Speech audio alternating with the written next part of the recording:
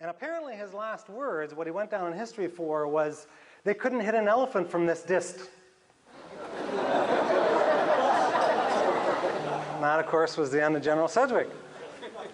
So the danger, of course, being in kind of survival, let's wait and see, is it real, isn't it real? There's a time when that makes a lot of sense. There's a lot of other times when that's a dangerous kind of position to be in.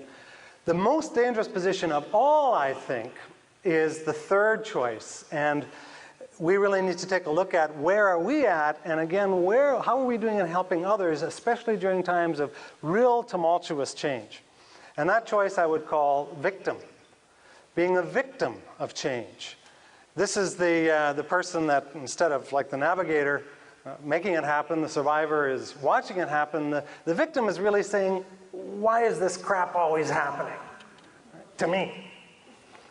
And it's, well, I ran into somebody a while ago that I hadn't seen for a while who might be spending a lot of time in, well, the way one group put it, who was going through a lot of change and having a lot of difficulty with it, they said, we can visit Pity City, but it's not a healthy place to live.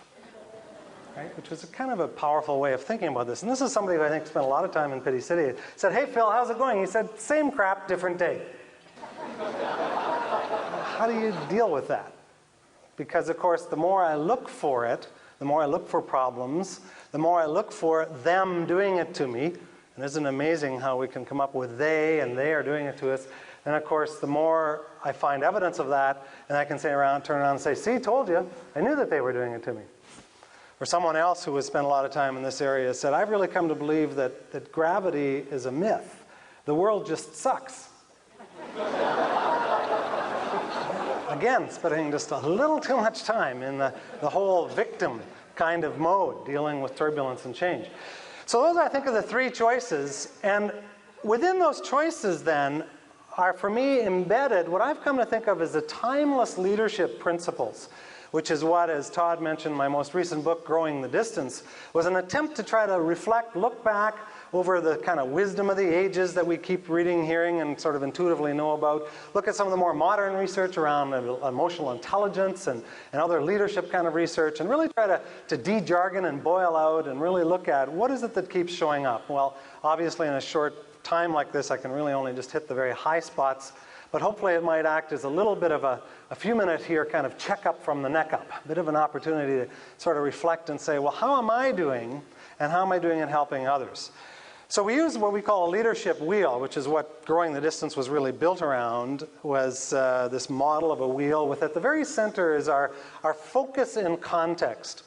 And I think particularly in times of turbulence and change, how centered we are as individuals, how centered our organizations are, how centered our families are, our communities are, associations like this are, depend a whole lot on the clarity of three questions. Now, I've been using these three questions now for quite a number of years, actually to go back to one of my very first books, because I still find that these are the real clear core kinds of questions.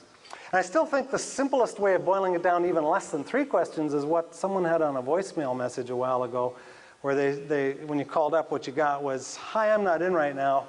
You know, there are really only two questions in life. Who are you and what do you want? At the tone, please leave your answer. Well, that's not bad when you think about it. That kind of boils it right down to the bare essence. The three questions for me are, where are we going, what do we believe in, and why do we exist?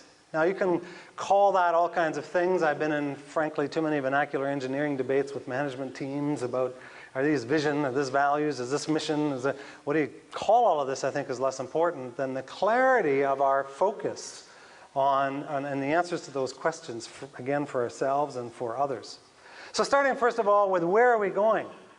What's our image, what does success look like? You hear a lot of people talk about what they don't want to have happen. It seems to be a whole lot more difficult to really get clear what it is we do want to have happen.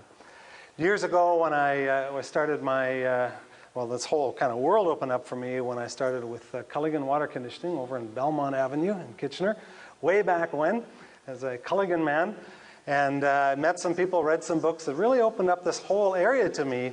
One of the thoughts that I came across was actually a thought that came from Earl Nightingale, who way back in the 50s and 60s was famous for a lot of his work in this area. And he said, we become what we think about most.